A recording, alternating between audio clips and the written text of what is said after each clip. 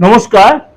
আজকে সাপ্তাহিক রাশিফল নিয়ে আলোচনা করব, অর্থাৎ মাসের একদম শেষ মে মাসে 25 মে টু 31 মে।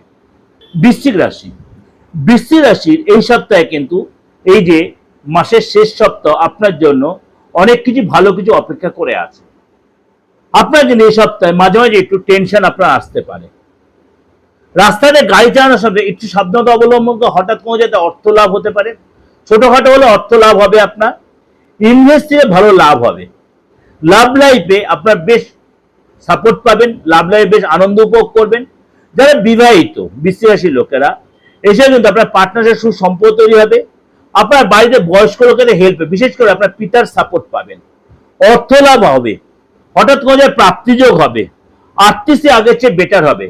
সন্তানের সাপোর্ট পাবেন, সন্তানের কাছে কোনো গুড নিউজ পাবেন। চাকরির যায় বড় কোনো দায়িত্ব বৃদ্ধি হবে।